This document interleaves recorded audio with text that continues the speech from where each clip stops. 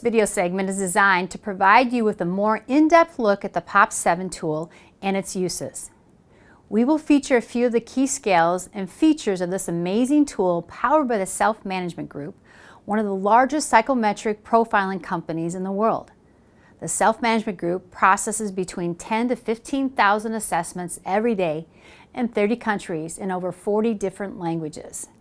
They have worldwide experience and have been helping financial service agencies and companies select, develop, and retain top performers for over 30 years. Clearly, they know what they're doing. The POP was developed based on over 30 years of research. The profile is now in its 7th edition, and it has been refined over the years through thousands of validation studies and coaching work with top sales professionals and managers. The POP is considered to be one of the most popular selection tools in the financial services industry for selecting salespeople because it's very predictive. Now, before I point out some of the key features in the report, let's take a look at the cover page. The cover page is menu-driven and allows you to print off only the information you would like to see. Just check or uncheck boxes to include information you would like to see in the report. Once you have selected the sections you wish to print off, click the Create Report button in the middle of the page to generate the report. Take note, only a few of the boxes are automatically checked off when you first open the report for a candidate. When you open a report, the first thing you will see is the overall prediction of a candidate's sales potential using a traffic light. A green light candidate is a proceed recommendation. A yellow light is a proceed with caution, and a red light recommendation is a proceed with extreme caution. The second feature to pay attention to on this page below the traffic light is the probability of success bar. This bar provides a mathematical probability of the candidate's potential success based on the way the person scored in the profile. The third feature on this page, below the probability of success bar, is the standard science score benchmark for selecting competitive salespeople. The benchmark helps generate the overall recommendation on this page. Just below the science score benchmark, you will notice a final POP rating, which is based on the calculations of the person's scores compared to the benchmark. Again, it is important to note that a candidate can score 1 through 5 on the final POP rating. Be sure to check the candidate's score and go beyond just viewing the traffic light recommendations because green light recommendations can score a 3 through a 5. Once you've had a chance to review the prediction of sales potential, you will want to make it a habit to review the next page called the Summary of Scores and Cautions. The Summary of Scores and Cautions page is one of the most important sections to learn in the report. This page is also color-coded like a traffic light and allows you to see exactly how the candidate scored on several different scales. The candidate score is indicated by the arrow above each scale. Character trait scales. Enterprising potential. Think of this as a prospecting scale.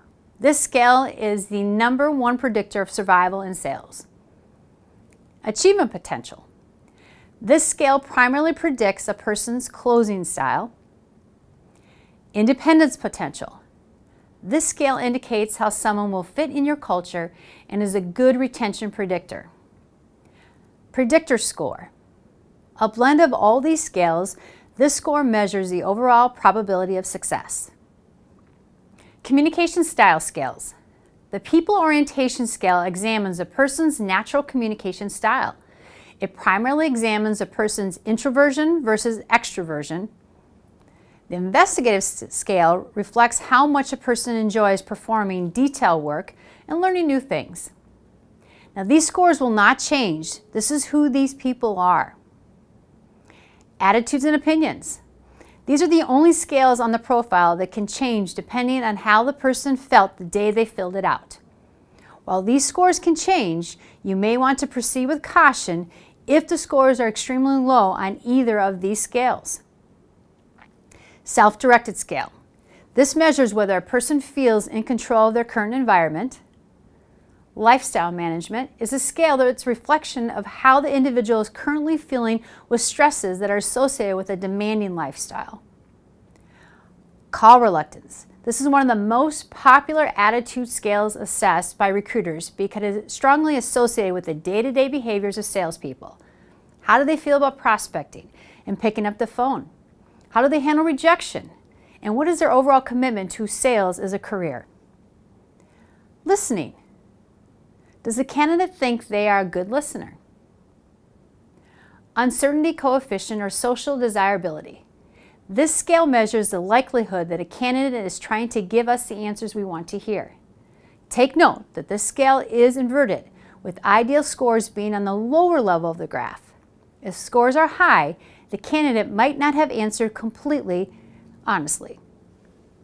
The final page we are highlighting is a snapshot of sales potential. This page provides a quick glance of the scales, comparing how the person scored on each by highlighting them as a green, yellow, and red, just like a traffic light.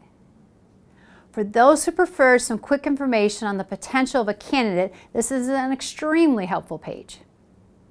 Some additional pages included in the POP 7 are a management preview, selection considerations, a full interview guide, training and coaching suggestions, retention prospects, and a candidate feedback report. Contact us today for a complimentary virtual demo as we can help you take your recruiting success to the next level.